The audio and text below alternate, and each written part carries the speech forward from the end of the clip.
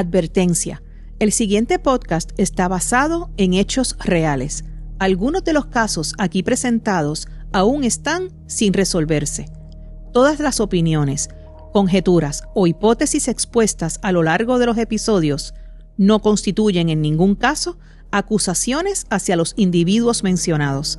En los casos ya resueltos, este podcast comprende que los mismos se dilucidaron en el Tribunal de Justicia y no en la opinión pública. Hola criminauta, soy Silvia Batista. Gracias nuevamente por estar aquí. Puedes vernos por GW5 Network, un canal de YouTube con una amplia oferta de podcast, desde deportes, temas de actualidad, farándula, salsa, eventos y mucho más. Y recuerda, criminauta, puedes escucharnos a través de todas las plataformas de audio. Y ahora, criminauta, es hora de desenredar el hilo del crimen.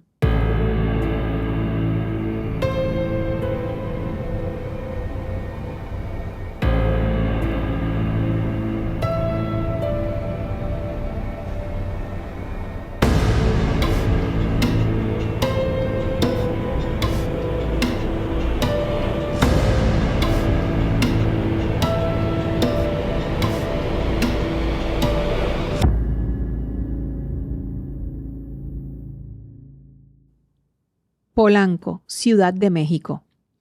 Hay crímenes que estremecen por la brutalidad del acto y otros que duelen aún más por la cercanía de quienes lo cometen, porque se supone que el peligro vive afuera, en la calle. Pero el caso de Carolina Flores rompió precisamente esa idea. Su muerte no llegó desde un extraño escondido en las sombras, sino desde el interior de su propio entorno familiar. Detrás de este caso no solo hay violencia, también hay tensión, resentimiento, control y una dinámica familiar que, según las autoridades, terminó de la peor forma posible. Una tragedia que obliga a preguntarnos cuántas señales pueden esconderse dentro de una casa antes de que alguien termine perdiendo la vida. Hoy, en el hilo del crimen, desenredaremos el caso de Erika María Guadalupe Herrera Coriant y el asesinato de su nuera, Carolina Flores. Un caso donde la violencia no vino de lejos, sino desde el mismo núcleo que debía representar protección. Comencemos. El 5 de junio de 2016, Erika María Guadalupe Herrera Coriant corrió para ser electa como regidora por la ciudad de Ensenada en las elecciones de Baja California, bajo el Partido de la Revolución Democrática. Baja California es uno de los 32 estados que conforman México, ubicado en el extremo noroeste de la península. Es un estado fronterizo con Estados Unidos, específicamente con el estado de California al norte. Baja California es famosa por su diversidad geográfica que incluye desiertos, montañas y costas, tanto en el Pacífico, por el lado oeste, como el Mar Cortés, también conocido como el Golfo de California, en el este. Ensenada es una ciudad de Baja California que se encuentra al norte de la península. Queda un poco más abajo de Tijuana, que es la ciudad más cercana a la frontera con Estados Unidos, específicamente con la ciudad de San Diego. Erika corrió para ser regidora, la cual puede ser descrita como una representante electa por uno de los distritos de Ensenada. No obstante, Erika no fue electa. De hecho, su partido obtuvo el 3% de los votos. Ningún funcionario corriendo por este partido, descrito como de extrema izquierda, fue electo. Según pude verificar, hoy día este partido solo tiene un grupo pequeño de seguidores en Ciudad de México, pues en las últimas elecciones de 2024 no obtuvo el mínimo del 3% que requiere todo partido para quedar automáticamente inscrito. Esto no significa que no hayan otros partidos con esta ideología en el país hermano, simplemente los estoy detallando como parte del contexto social de Erika, quien, aunque no logró consolidar una carrera de alto perfil político a nivel nacional, fue una figura conocida en ciertos círculos políticos y sociales de Baja California. Al año siguiente, 2017, Carolina Flores ganó el certamen de Miss Teen Universe Baja California, representando a Ensenada, su ciudad natal. Al ganar el certamen, Carolina tenía cerca de 18 años. Los detalles de cómo se conocieron Alejandro Sánchez Herrera, el hijo de Carla, y Carolina no son públicos. Al menos no encontré detalles del noviazgo. No obstante, de la información publicada se desprende que en 2021 comenzaron una relación, la cual se formalizó en 2024 cuando contrajeron matrimonio. Fruto de esa relación nació Alex, el hijo de la pareja, que al día de hoy tiene unos 9 meses de nacido.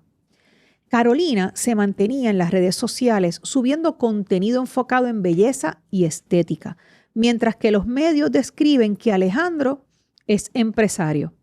En diciembre de 2025, o sea, hace unos pocos meses, Alejandro y Carolina se trasladaron de Ensenada a Ciudad de México, específicamente a un barrio llamado Polanco, uno de los barrios más exclusivos de la Ciudad de México. Esto con la idea de que Carolina desarrollara su carrera luego de recibir una indemnización millonaria, aproximadamente entre $1,5 millones a $2 millones.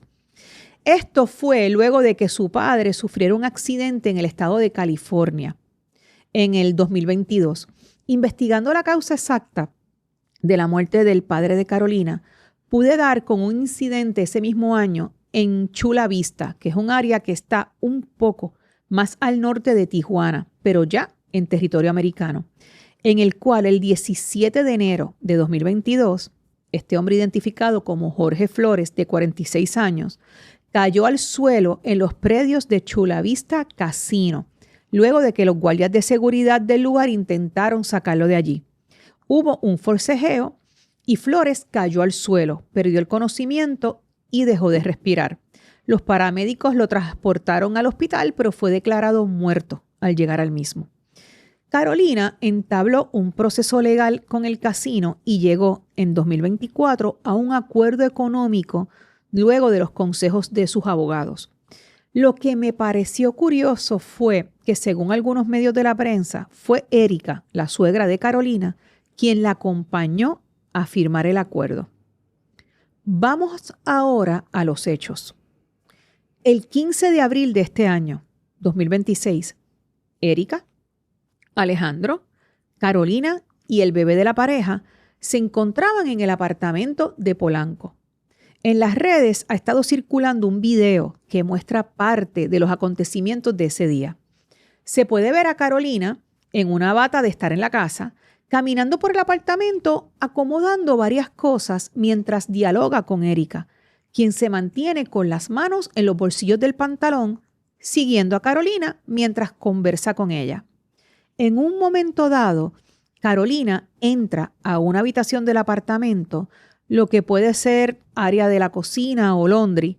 Se han mencionado varios espacios, pero lo realmente importante es que al entrar en ese espacio salen del cuadro de la cámara, pero el audio se mantiene, así que se escuchan varios disparos y el grito de dolor de Carolina. Inmediatamente se puede ver en escena a Alejandro con el bebé en brazos que pregunta, y cito, ¿qué fue eso? ¿Qué hiciste, mamá? Nada, que me hizo enojar. ¿Qué te pasa? Es mi familia. Tu familia es mía. Tú eres mío y ella te robó. Acto seguido, Erika, calmadamente, empacó sus pertenencias y llamó a un taxi, sin que el hijo y esposo de Carolina, Alejandro, llamara a la policía. No fue hasta el día siguiente que Alejandro llamó a las autoridades. Alejandro dio varias versiones de por qué no había reportado antes lo sucedido. Que como el niño lactaba, él estaba intentando resolver la situación antes, que estaba dejando varios videos primero, explicando cómo alimentar al niño y los cuidados que necesitaba por si él también tenía que enfrentar a las autoridades. Lo cierto es que en ese lapso le dio tiempo a su mamá de escapar. La búsqueda de Erika se extendió por varios estados. No obstante, no lograban dar con ella. las autoridades mexicanas se comunicaron con Interpol, que es la Organización Internacional de la Policía Criminal, la cual es una organización policial internacional con alrededor de 196 países miembros.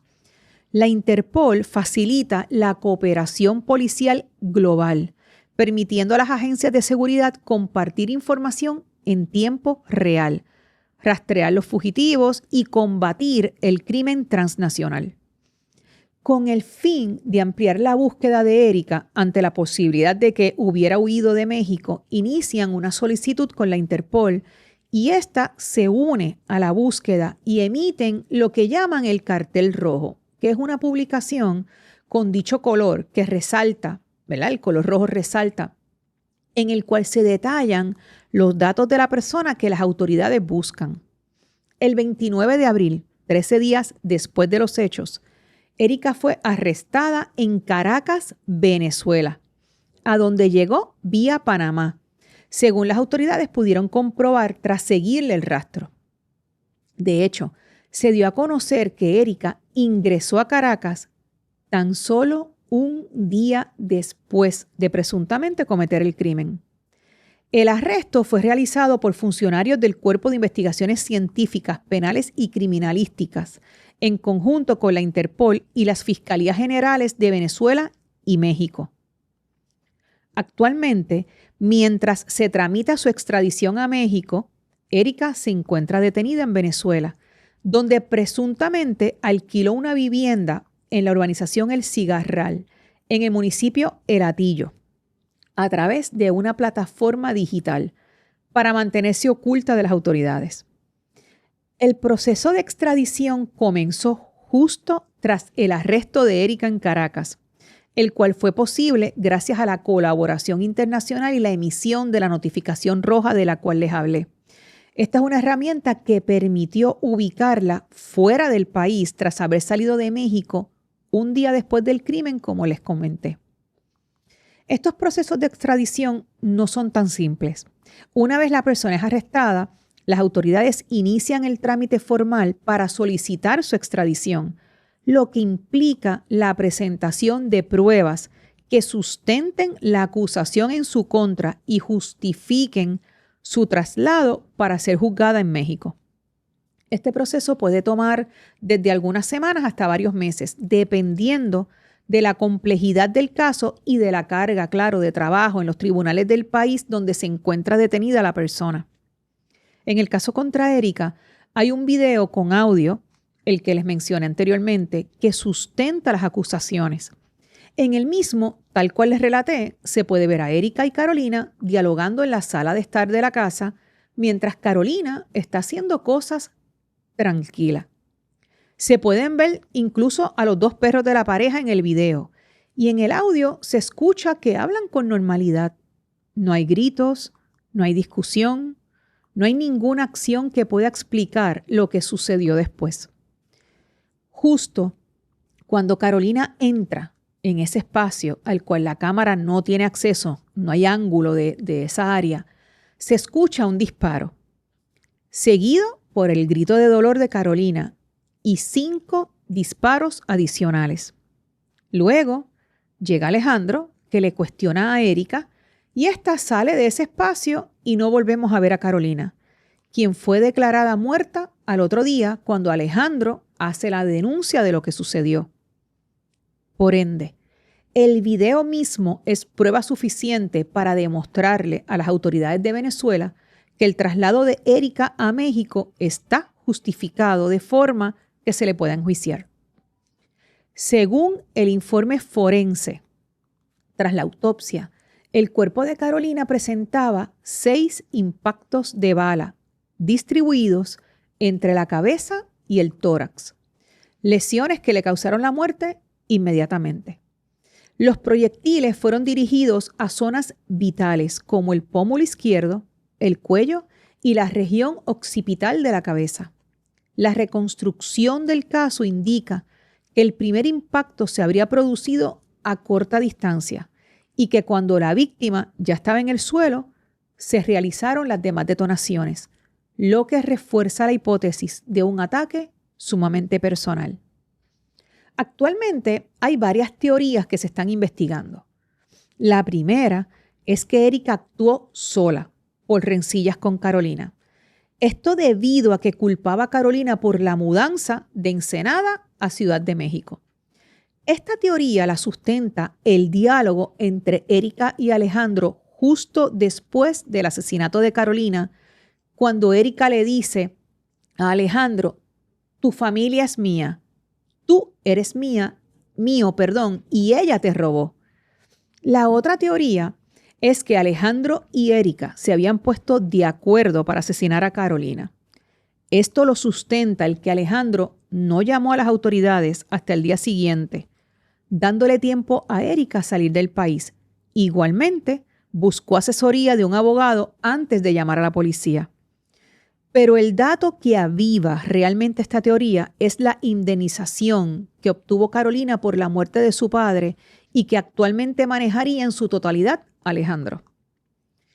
Ahora bien, con relación a la relación entre Erika y su hijo Alejandro, se ha mencionado que Erika muestra rasgos del llamado complejo de Yocasta, el cual es un concepto psicológico que describe una relación madre-hijo disfuncional y posesiva, donde la madre desarrolla un apego excesivo y control sobre su hijo adulto, a menudo rechazando a la pareja de éste. Este concepto es nombrado por la tragedia griega Edipo Rey, en donde Yocasta, reina de Tebas, se casa con su propio hijo Edipo sin saber su verdadera identidad. Este concepto psicológico se manifiesta en la frase que la suegra de Carolina le dijo a su hijo tras disparar: tu familia es mía, tú eres mía, ella no. Erika no veía a Carolina como la esposa de su hijo o la madre de su nieto, sino como una intrusa o una ladrona de su propiedad afectiva.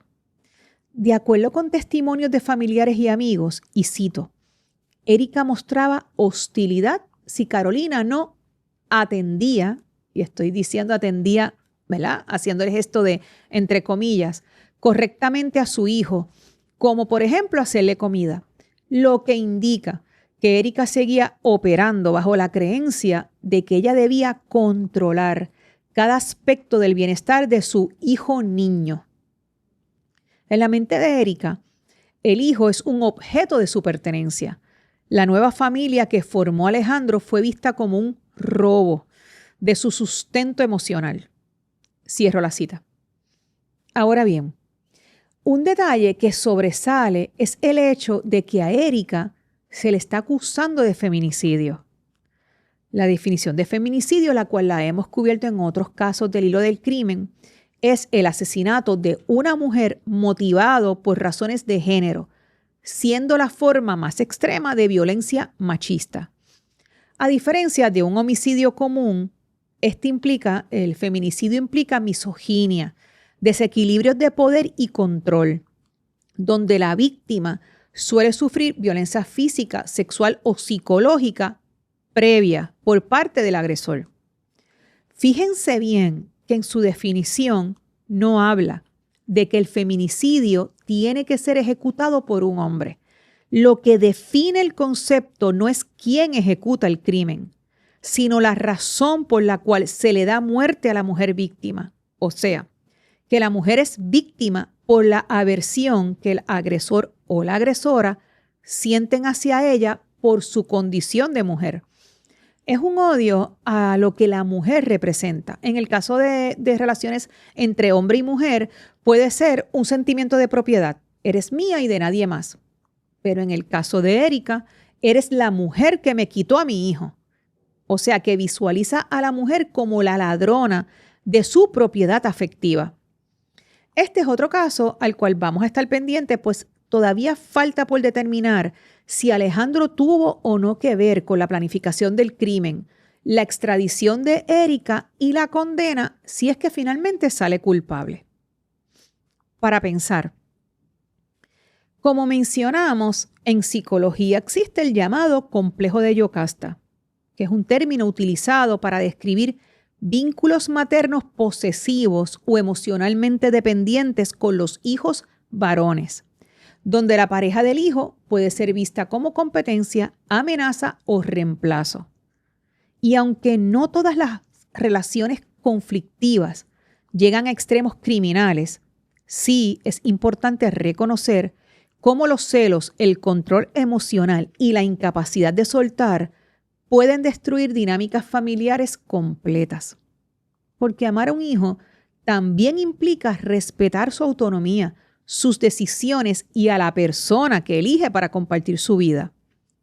Las suegras no tienen que convertirse en madres sustitutas de la pareja de sus hijos, pero sí en adultas capaces de construir relaciones sanas con límites, empatía y madurez emocional.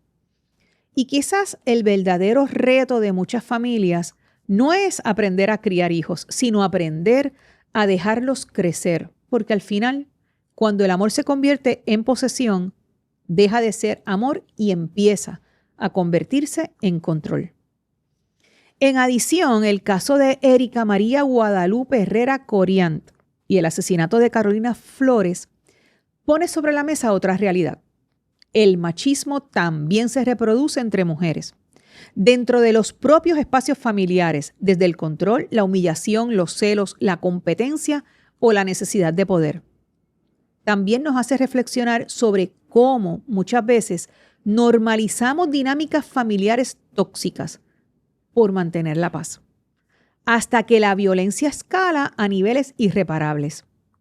Hay palabras, amenazas y comportamientos que socialmente los minimizamos porque ocurren dentro de la familia. Pero el peligro no deja de existir por compartir apellido o por compartir techo. Y aun cuando este es un caso extremo de violencia, lo cierto es que en el día a día mantenemos vínculos que no nos hacen bien por la culpa o por no tener los recursos para identificar lo tóxico de la relación.